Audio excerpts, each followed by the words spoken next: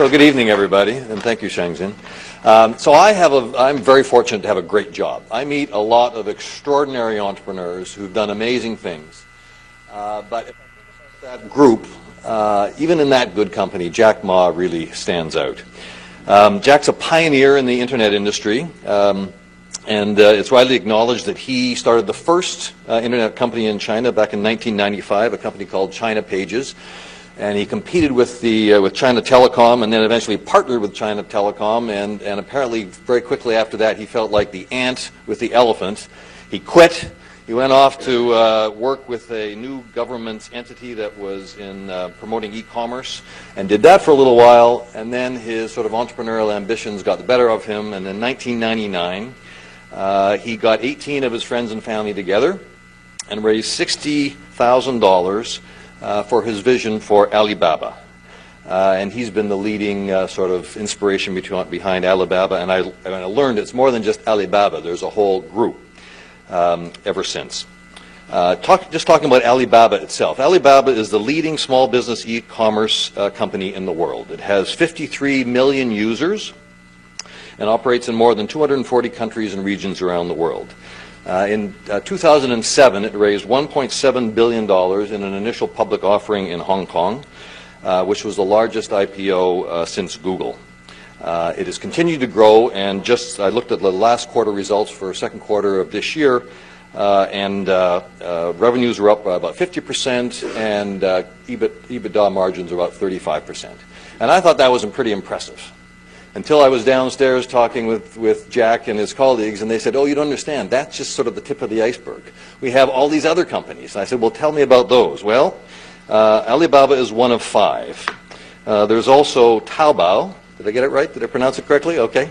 I've been practicing for the last 5 minutes, Taobao, which is basically a combination of, imagine if you had Amazon, eBay, and Facebook, right? That whole platform. And last year there were about $30 billion, so it's a B2C website. Last year there were about $30 billion worth of transactions that went through Taobao. And expectations are next year revenues will double, or transactions will double. There's also Alipay, which is the Chinese version of PayPal. It's an escrow-based system that allows people to purchase online without having credit cards, and there are some 400 million users of Alipay. So Jack is truly a visionary, truly an extraordinary entrepreneur. He's been recognized by us tonight, but also Time Magazine as one of the world's most influential people, by Business Week as one of the world's most powerful people. He has a reputation for plain speaking and speaking his mind, and we're delighted to have him here tonight. Jack?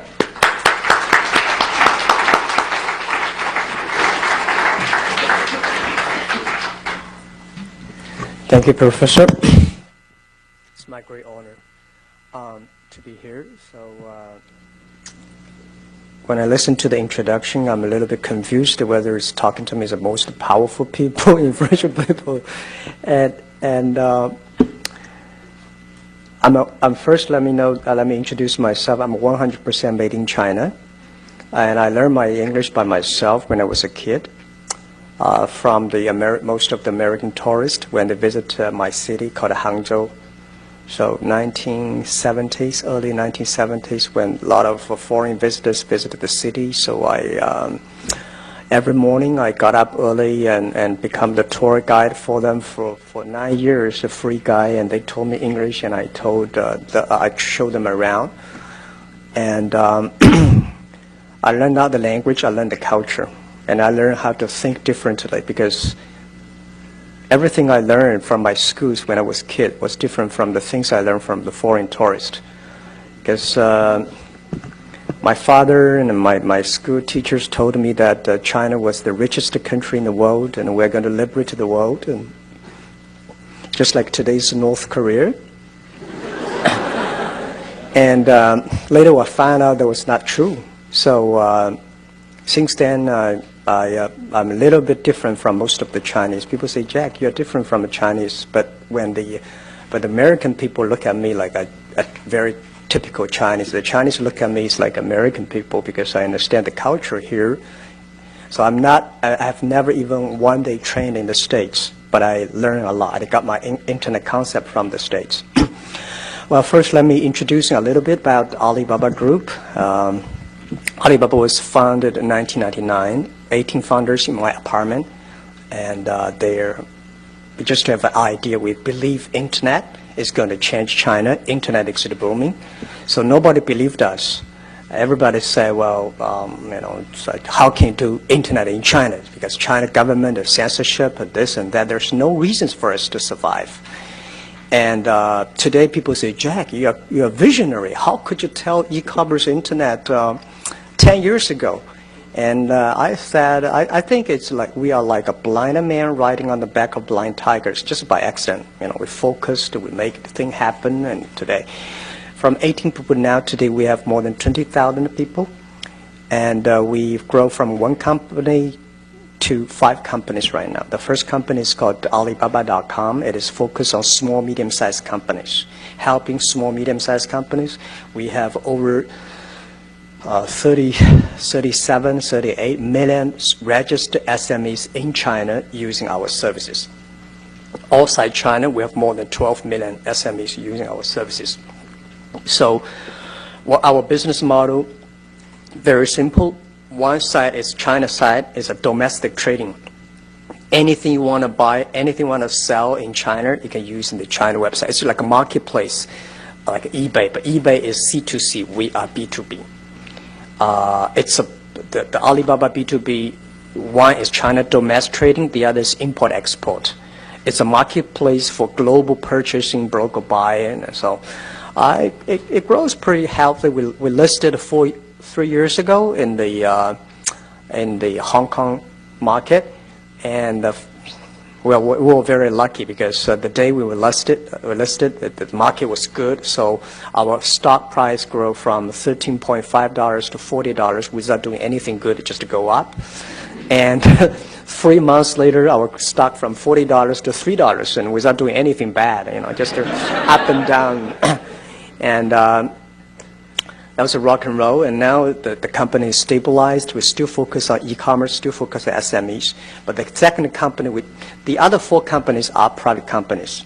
The other company which we own 100% is called Taobao.com, which you probably have, most Chinese people here have heard about it. It is much more influential than Alibaba.com in China. We have more than 300 million registered users. It starts with C2C, but 95% of the is from B2C. And 6 years ago, we started competing with eBay. eBay had a lot of money. At that time, their market cap was $80 billion.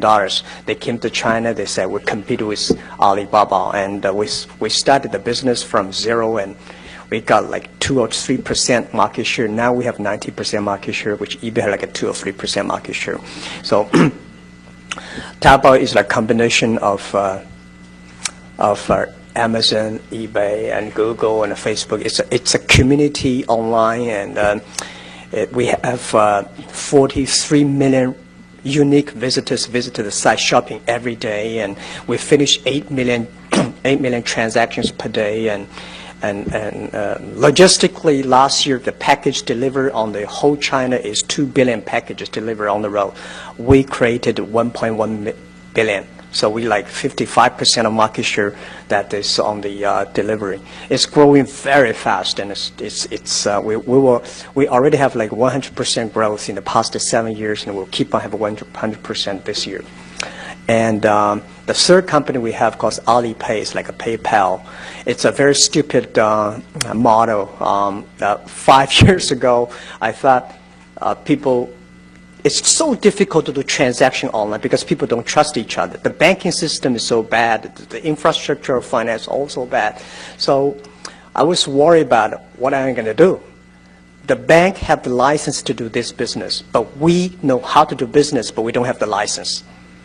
So at the end, people say, Jack, don't touch that area. If you touch that area, you will be in prison because financial sector is very risky in China. And I said, put me in the prison, let's do it. And we do transparent, we do everything clear in order to make sure government happy, people happy. So we work with the banks, close to 70 banks in China. Today, we have 400 million registered users, and we are the largest online third-party payment without any business model. We just want to help people. That makes the banks very unhappy because we destroy their business model. China, in the world, a good bank like 60 or 70% of the revenues were from the services, but China 70 or 80% of revenues come from the loaning. So we go inside, go into the service. The fourth company is Ali Cloud Computing, which we just founded 2 years ago. Because we have the data from small, medium-sized companies, because we have the data from Taobao consumers, and we have the data from Alipay.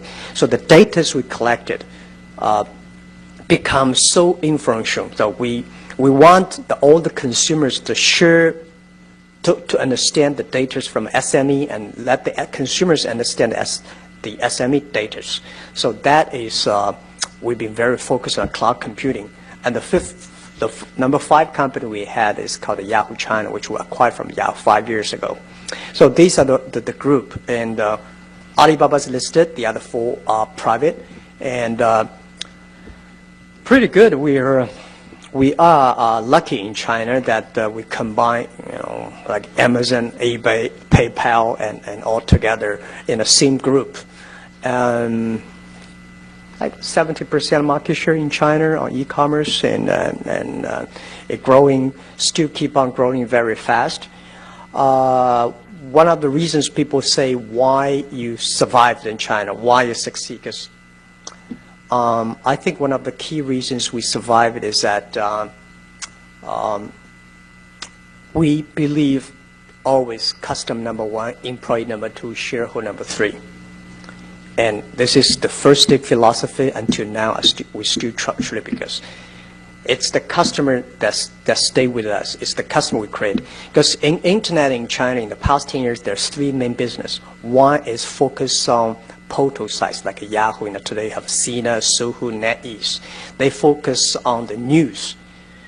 And I think it's so difficult to do the news in China unless you are in Beijing. You know the government office, you know the policy, and we don't never understand what the government policy is. So we say, okay, let's stay away from the portal sites. The second business, which in China, very, very popular, which probably the most unique business in the world, that's online gaming. And I don't believe that model. I don't like that, because China is a one-child family. If all the kids are playing online gaming, they're so bad. And right. And my kids and my son and his schoolmates all stick to the online. I think, yes, we can make a lot of money, but I just don't want my kids focus on the online. So we're not doing that. China has already got enough companies focusing on online. Almost all the internet companies have online gaming. We are the only company that is not on online gaming. So the only thing we can do is e-commerce, and the e-commerce is so tough, so difficult to do it. And 10 years ago, e-commerce in the world, B2B, they all want to focus on big companies. They all want to focus on buyers. The value they create is they save the cost for buyers. So we do the opposite. And we believe China, the USA is very good at playing basketball. We should focus on playing ping pong, because we should not always play the same. So we said in China, we don't have big companies, so we should focus on small, medium-sized companies. We should not help the buyers. We should help sellers, because China wants to sell things abroad. SMEs want to sell things abroad. So we focus on the small, medium-sized. We focus on helping supplies. And the value created is not the saving the cost, because SME know how to save the cost but much better than you do. They want to learn how to sell product, how to make money. So then we focus on SME, we focus on supplies, we focus on creating money for them. So these are the focus we stayed on. And that is the everything, for the first 3 years, we didn't have any business model. We have 0 revenues for 3 years. It was so tough. It was so difficult.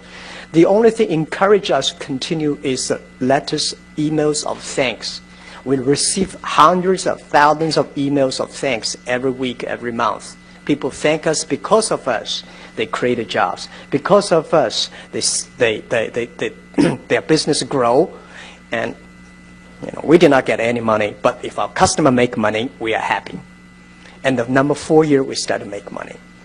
So the second thing is the employees. I believe, I'm not trained to be a high-tech guy. I hate high-tech. And my wife bought me an iPad. I still don't know how to use it. And I never use the PPT because I don't know how to do it. Every time I use it, something wrong with the PPT. So I don't know how to speak. So I'm trained to be a high school teacher. And I know nothing about technology. The only thing I can use in the computer is send and receive emails and browse. That's it. And I think that's enough, right?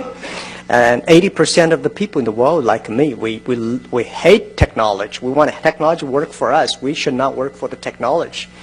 And so I was for the first 5 years, I was the quality controller of my website. I wanted making sure everything be easy, simple enough to use. Without reading any manual, a dumb click I can get it. So when the engineers finished their product, they were so excited, something good, and they said, no, let me try it. If I cannot use it, just throw in the rubbish, because 80% of people cannot use it. That make our site very popular, and that is the innovation of the colleagues, of the people. So I'm not knowing the technology, we hire the best technician. We do not know the finance, we hire the best. We respect, we work, and that really make the business grow. And the third thing is that I believe the shareholder number 3. We should respect shareholders, listen to them, but you have to do it in your own way. I remember when we come to IPO day in New York and in London, and all the Wall Street said, Jack, give us the shares. We were a long-term shareholder. But when the market crashed, they are the first people who run away, and most of them are not shareholders. We found most people, they are share stocker, stock exchange. They move very fast. So we think that we should listen to them, but we should do it in our own ways. That for 10 years, we focus on that. Always believe customer number 1, employee number 2, shareholder number 3. And that is. And the third thing that people say, China doing business is very important, is guanxi, government relationship. That's too complicated. I don't buy that. I mean, those stupid companies focus on government relationships. And government relationship, is that important? Yes. I said the best way to do government relation is in love with them, don't marry them. Never ever do business with them, right? But they respect them, anything, For 10 years, we've been working with all the government officers and tell them what is Alibaba, what is e-commerce, what is internet, because it's so new to any government. If you try to talk to them, not doing anything that is if they want to come to say, Jack, I give you a lot of money, please do this project for us. I said, no, I can introduce my friend to do business to you, but not to me, not us. That we focus on customers. And I think in China, doing business is a lot of fun. Competition is a great fun part of the business. We compete with eBay, we compete with China Telecom 10 years ago, and 15 years ago. And we compete with eBay, and later we compete with here and there. Compete is not for compete. Compete is a fun part of the business. And we're never scared of every competition. If Google come to China, we compete, but we respect. So the whole business today, we think China has a huge potential on e-commerce. E-commerce in the States, I believe, it is a dessert, but China become a main course. Because of infrastructure of doing business so bad. So internet, e-commerce become the infrastructure of China doing business.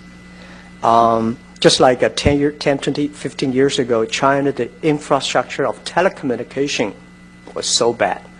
And then the mobile phone suddenly take off. So today, we are facing the same opportunities. So what people say, Jack, then what is your business model for Alibaba Group? Fortunately, we have a business model for B2B, that is membership fee. We do not charge transaction fees. Why not transaction fees? Because membership fee, every SME understand. You try to making sure your customer understand what do you do, what value you created. And when you talk about transactions, the PE for Alibaba will grow, but the customer never understand. We want the customer understand. Forget about the Wall Street analyst. You know, a lot of analysts write about us, but they never visited us. You just do like a 20 minutes phone call every quarter, and they can write a beautiful report. I mean, that's not us.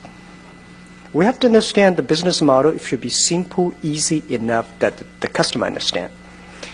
And Taobao, no. Till now, we don't have a business model. We've been free. The first 3 years, we said we will be free for our customers for 3 years because we want to test, we want to try the business model. We were just about to charge number 4 year, and then we say, well, we only have 40 million users. Why not give another 2 years? So we give another 2 years free for 5 years, and we're just about to charge a financial crisis came and say, okay, man, forget about another 2 years. So we've been 7 years without charging transaction fee, listing fee, online shop. But we started, charge a little bit advertising because we have more than 1 billion page views per day, because we have more than 40 million consumers visited site.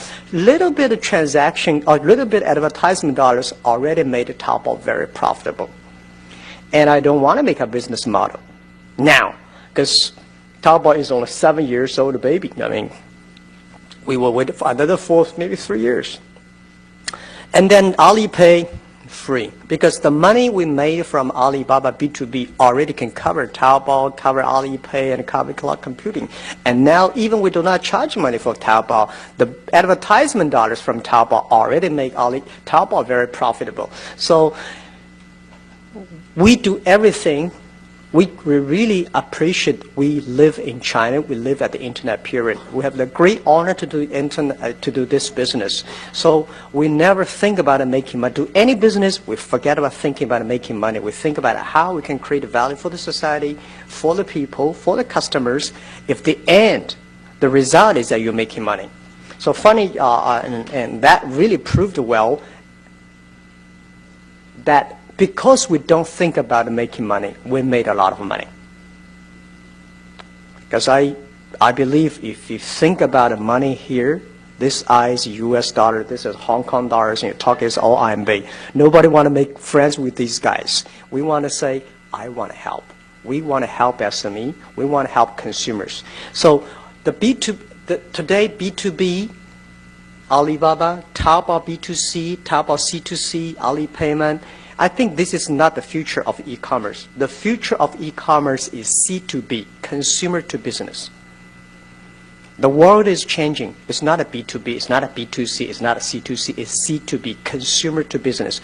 Because we have a large amount of consumers. The consumers can ask, can say, I want a tailor-made. I want large-scale tailor-made. And this makes the e-commerce in China fundamentally changed and different from the USA model. So the other thing we want to use in internet and e-commerce a way to make China new business paradigm, which we call transparent, shared responsibility, and global vision. And we try to making sure every policy we make, everything we do, transparent. We want to share with customers. We want to take responsibility. And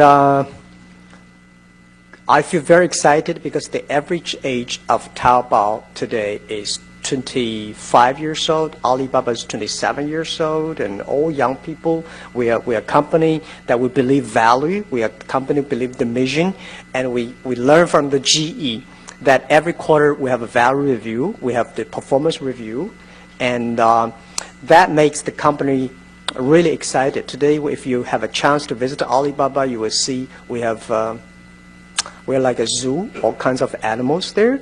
I hate to have a farm, all well-trained, but they're farm, and we want to have a zoo that people have different ideas. Some people talk, some people work, and some people exciting. And so this is how we do it. And the headache we are having right now is Alibaba is getting bigger and bigger. We're so influential now in China.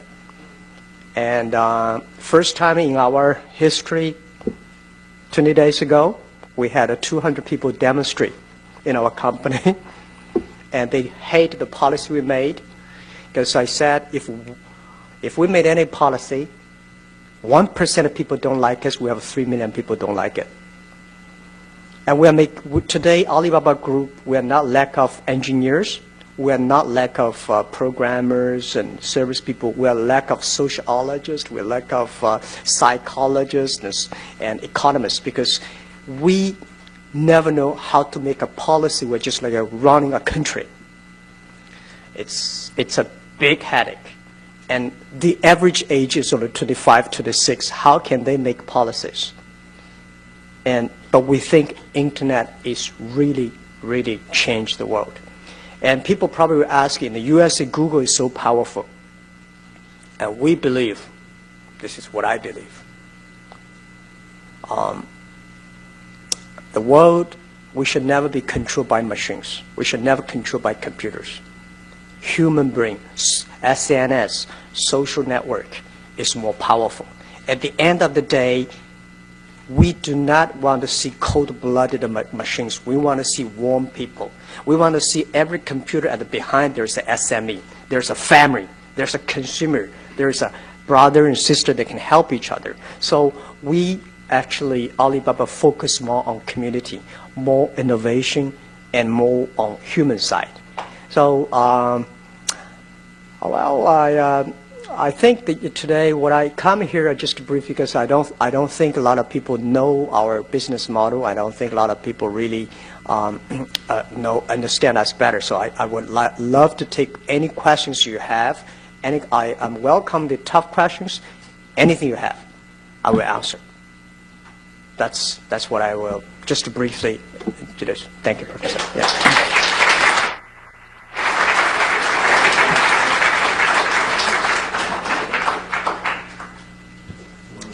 So we're going to make this very interactive, but I'm going to take moderator's prerogative and ask the first question. China's economic growth over the last 20 years has made it the envy of the world. In your opinion, to what extent has that been driven by the small and medium-sized enterprises that you serve? And to what extent has that growth been driven by large, formerly state-owned businesses or multinational companies? I think the credit should be taken by SMEs and private sectors, but unfortunately the credit is taken by SOEs. Because I think the 10, 15 years ago, China was really good at the private sectors, which that is why we call reforming, economic reform, grow. Entrepreneurs and private sectors grow. But past 5 years, the SOE, state-owned business, grow so fast, and the private sector is going down. And I think next 5 years, it's the time again for private sectors. And from private sectors, SMEs, that's the key driver. And if China want to grow, if China want to grow, if China want to solve a lot of social responsibility, social problems, the SMEs are the key, because they create 90% of jobs and 90% of innovations. And do you have any way of thinking about the impact of Alibaba in terms of supporting the small and medium-sized sector, enterprise sector? Yeah, I think, as I said, we have more than 37 million SMEs using our services. Today, I think if you are SME, you must be using, if you are online, you must be our customers. I would not take credit that Alibaba really contribute a lot of China economy, but if Alibaba bankrupt, there will be probably 1 million SME bankrupt. So that is the inference behind. Well, then you can take credit for it, I would say. Okay, so we're going to open it up for questions. There's a mic in the back, and I think there's another one up front here. So who has a question for Jack? Sir? Jack, what do you think the opportunities are for Alibaba outside of China?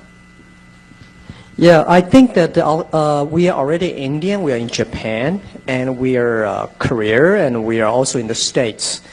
But the opportunity for Alibaba going out anywhere, if you want to promote SMEs, if they're SMEs, we're there.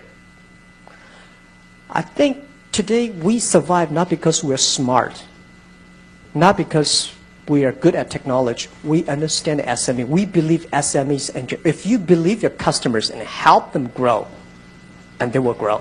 So we think we will expect also the Taobao, Alipay, cloud computings.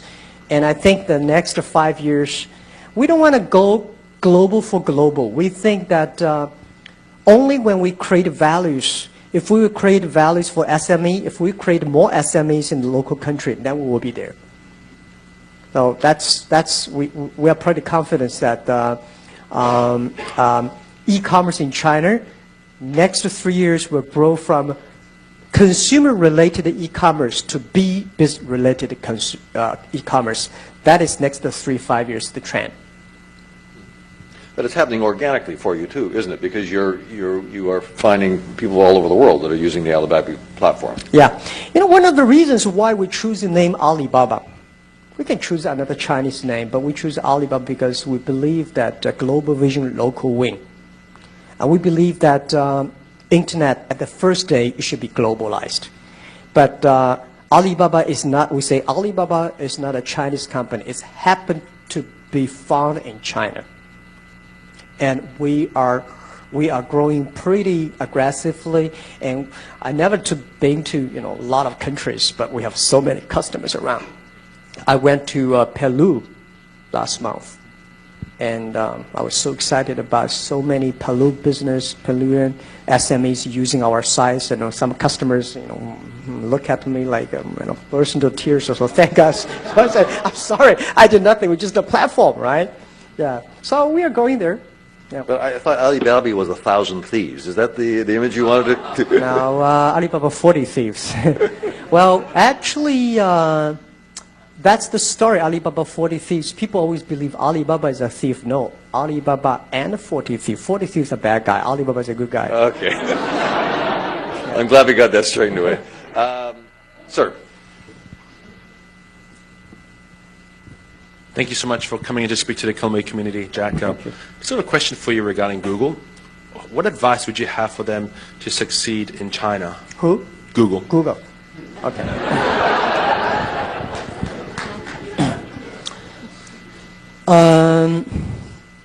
I think respect the market, respect the government, respect the culture. You don't, as an American, that they're saying like, I don't like what you say, but I use my life to protect the way you say, the right you say that. Come to China, I think we have to be, as a business. It's not Google is tough. It's tough for every business. Alibaba is also tough to do in China. But we respect people. We respect customers. We respect government. We respect culture. And most of the multinational companies, when they come to China, they should find entrepreneurs. Unfortunately, I found a lot of multinational internet companies that come to China, they find professional managers. Those professional managers, they make boss happy rather than customer happy. They should know why Google succeed in USA, because Google have great entrepreneurs that make the Google users happy. If they come to China, they should make the user happy. And people always complain, the states complain about China government censorship and censorship of that and this and that. I tell you what, 95%, they're always good part. The 90% are good, 5% are bad. Why you always want to criticize the 5%? If you get 90% good, helping more people, and that's tiny little do it, you can improve it. Business is a headache for everybody. And the thing is to change yourself. If you cannot change the world, change yourself to meet the world. You are doing business. And I never know if I had an idea today to do business in China. I think the idea, the power, the influence, the contribution we do today is much more powerful than 10 years ago. And we do little by little, by respecting people, respecting the culture, respect customers, and respect the government. It's not easy to run a country like government, I tell you the truth. I never think about run my own company, it's a big headache. Only 20,000 people running a country for 1.3 billion people. It's a big headache. So I don't have an advice to because most of the multinational internet companies come to China all having the problems. Some of the suggestions I give, don't talk to the central government, talk to the local government. Don't go to Beijing, go to the local municipal government, because these governments make decisions quick. right? Why not always, oh, I know this minister, I know that guy's. No use. Talking to the customer, talking to the local municipal government, talk to the provincial government. These guys, let's do it. In Beijing, you're waiting for policy. It takes about 3 years. Yeah. This gentleman here. Thank you so much. And I'm just curious, Hangzhou is such a great example of an environmentally fantastic city in Westlake. And I think on Alibaba there's maybe electric vehicles for sale, but what are you doing both culturally inside the company to contribute to a greener, more environmentally responsible company, country, and what do you see for the clean tech revolution and what Alibaba can play as a part in that? Thank you very much. I'm a strong believer for the green things and environment. I'm the board director for TNC, and we are active on that. And I think that what just struck me most was 4 years ago, the IPO day. I was at a press conference. There's two tough guys came and say, Jack, I have a question for you because you sold shark things on Alibaba.com. I said, shark things? So what? Hong Kong people all eat the shark things. And then they criticized me. It seems like they want to kill me. I said, when I listened, I said, okay, I cannot change the habit of Chinese people. Stop eating shark things, but I will stop eating shark things. And then I said, no, I don't eat shark things since then. Then I started to realize what happened with the shark things. The more I studied inside, we said, oh my God, we killed so many sharks, which really make the ocean life bad. And then 3 years ago, I lost 2 employees. They're only 20s, all because of cancer. And I told we discussed with among employees, the environment is in such a bad situation. Every family, every people I ask, do you have a relative that have cancer? All of them say, yes, I do. So what's wrong with the economy? What's wrong with our environment? And then 3 years ago when I went to a river, there's a lake. When I was a kid, 13 years old, because I jumped into the lake and I almost died because the water is so deep and I could not swim. Today, when the same lake, the water was here. And I was shocked. We were all shocked. So I showed the pictures, talked to the employee, and we become a company that believe in that. Because we are the people, most of the people in our company born in 1980s and 90s. So we contributed 0.3% of the revenues of Alibaba Group on water protection and tree plantation. And we believe green tech is the future. If China does not pay attention to the environment, we are killing our kids. And we're killing ourselves. When I saw my father-in-law die of cancer 3 years ago, we're all shocked. And when I see every year we lost 2 lives among the young people of our own company, and the people realized that is the tragedy we are facing now. The economies grow, people are dying. Why don't want people making money and die? Because of the environment. And when we were shocked, so when we see that the Yangtze River, the fish was poisonous, that's the disaster. So Alibaba is doing a lot, and Taobao, Alipay with committed revenues, and also we're learning the way the TNC. And the other thing is that every quarter for the senior manager for Alibaba,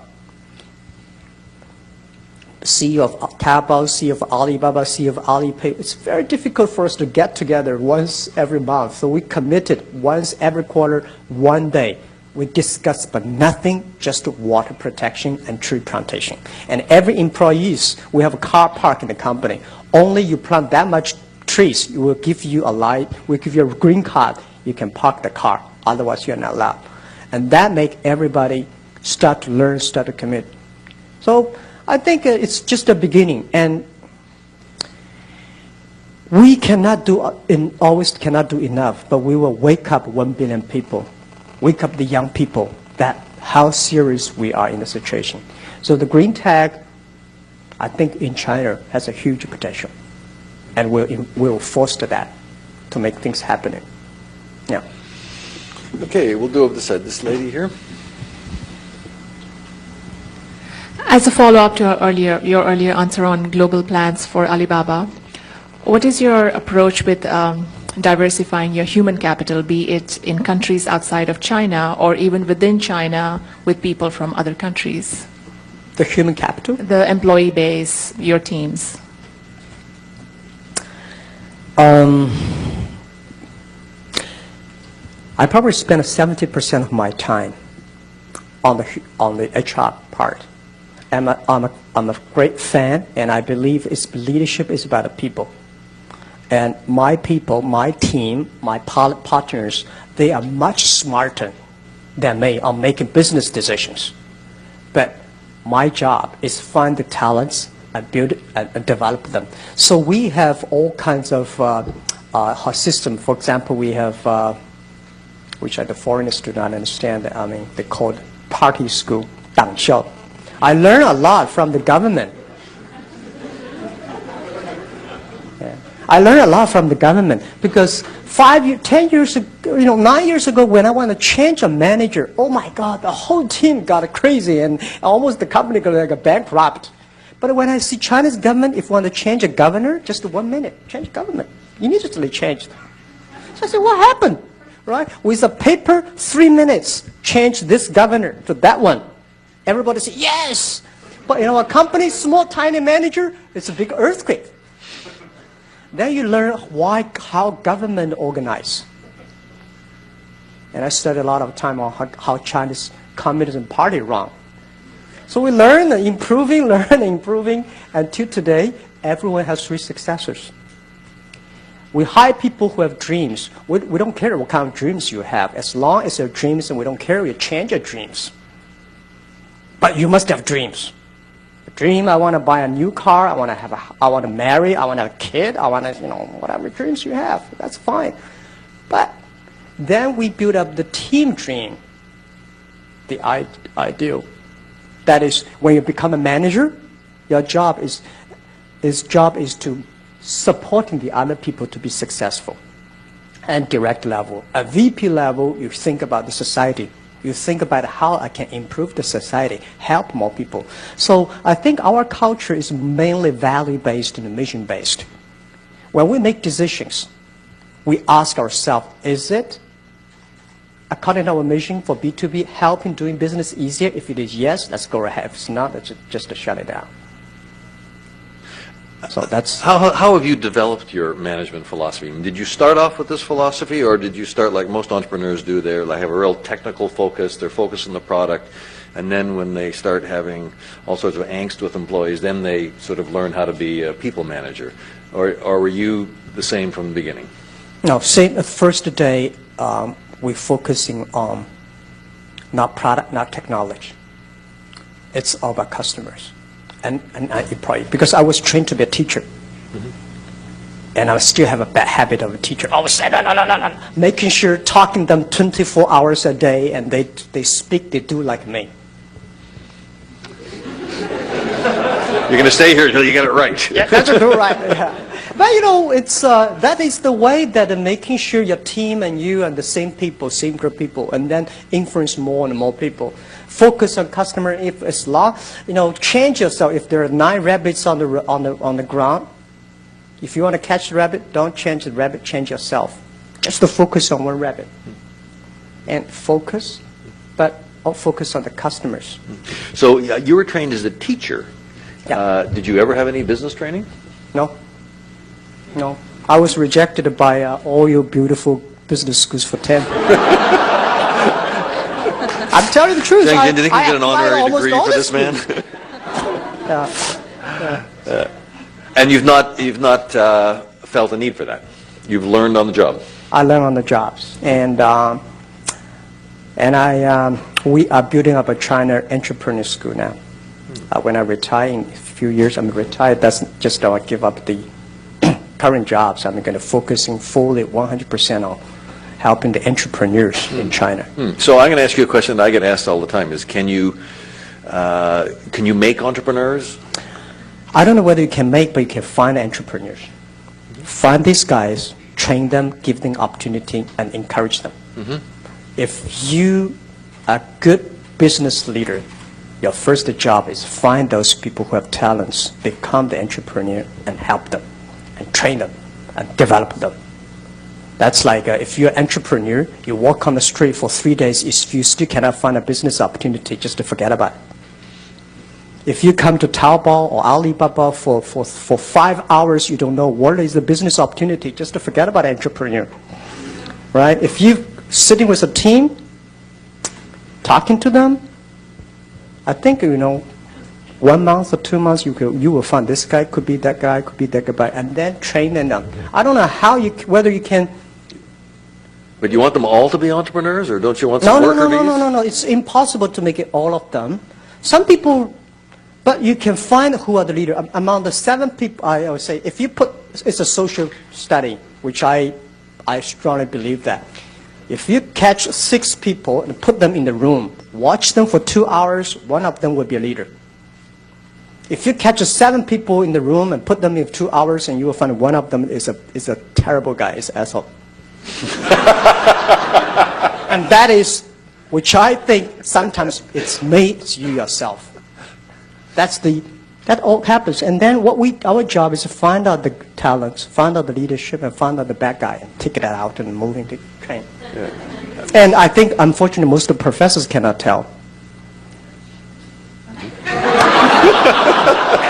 I'm sorry. I got a lot of those asshole guys in my class. What I do is that those people who succeed never know why they succeed. Those people know how to succeed, they will never succeed. I find a lot of things funny. A professor came to the company and telling, that's that. Yes, you're right. But if they want to open noodle shop, they're bankrupt. We guys move ahead and we made a lot of things, but we don't know how to tell why we succeed. We don't know. I find a lot of people that. Not necessarily all the professors do not tell, right? Most of the professors. Giving us a little wiggle room. Thank you very much. We really appreciate it. This lady over here. My colleague has questions. Hi. You mentioned that the growth of small to medium-sized enterprises are going to be the future of China. Yeah. Would you help us understand the profile of them? I'm going to assume that the majority. Thank you. That the majority of them are family-owned. Yeah. That the majority of them are located along the eastern seaboard. Would you be able to help us with a couple of again, large characteristics? Okay. For SMEs, mostly family-owned, that's right. And most people, like schoolmates and classmates and like 5, 10 people, and no more than 30 people. I like the team. The best SME usually around 20 people. And when you talk about 100 and 200, that is me. So what I think that most of the Alibaba customers are like people like 30 people. These are the people, they have a manager does everything. And they need to train. For SME, the first stage is to survive. The only strategy is to survive. The only surviving strategy is sell things out. And the second stage, which we call develop, is that manage and leadership, manage people, right? And the third stage is finance. There are 3 stages. So we focus on the surviving stages, which help SMEs to sell people, to sell things. If you have a 30 people business, usually SME does not have technology. Do not think about SMEs as like a Silicon Valley technology company. Most of SMEs, 30 people, they probably have 20 people, they are salespeople. If you go to Shenzhen, Guangdong, there's a van. There's small van of 20 people of them. You ask them out, how many people are sales? 19 of them are sales. And 1 is a driver. They are everywhere. And that driver is also sales, right? So these are which I mean tiny SMEs. And focusing on them. And these, because there was tiny team, most of the greatest companies, Google, eBay, Microsoft, they all come after a garage. And these are the innovation of any country. That's the engine of the future. And I strongly believe that we give them more opportunity. We should support them. And we should give them, it's not technology. It's not the tax. It gives them talents, training. Give them understanding. Buy things from them. Support them. That will really great. That will grow. So 30 people around.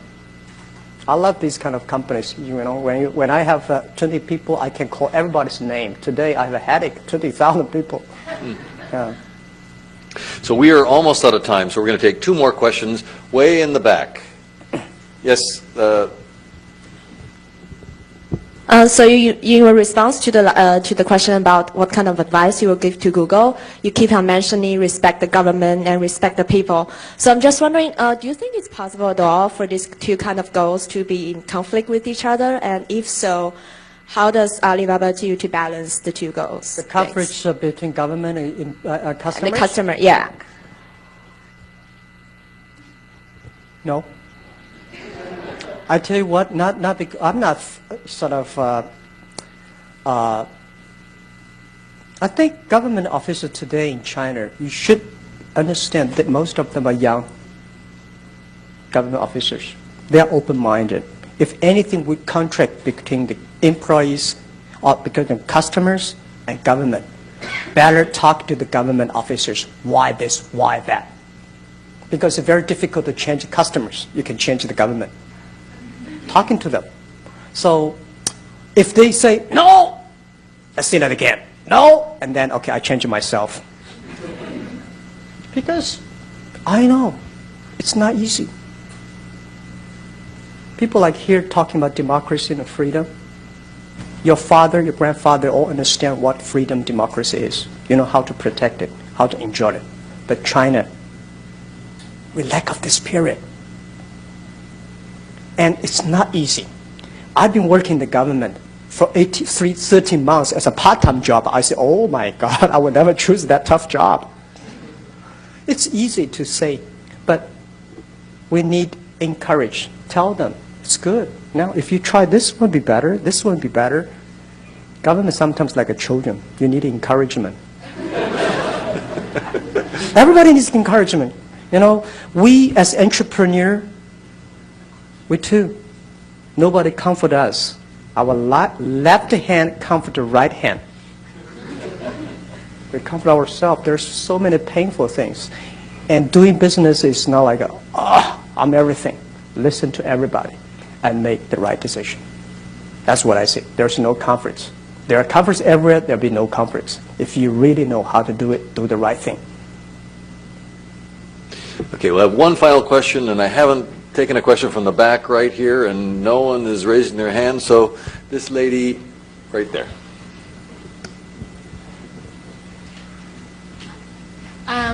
About several months ago, George Soros visited China and he spent about a day with you. I'm just wondering whether or not you can share with us what you learned from George Soros. What I learned from? George Soros. Oh, I learned a lot from him. Well, we enjoy a lot of vision together, but he's a capital guy and I'm an operation guy. And what I learned from him? I forgot. You know, there's nothing particular they can learn from somebody, but there are a lot of things you can learn, you know, the way he thinks. I know him about 7 or 8 years ago in Davos meeting. I learned a lot from those conferences, Davos meeting. Not for, you know, people in China always say, what are you going to learn from this conference? It's just like you eat a pig's leg and say, what are you going to get in your muscle? No.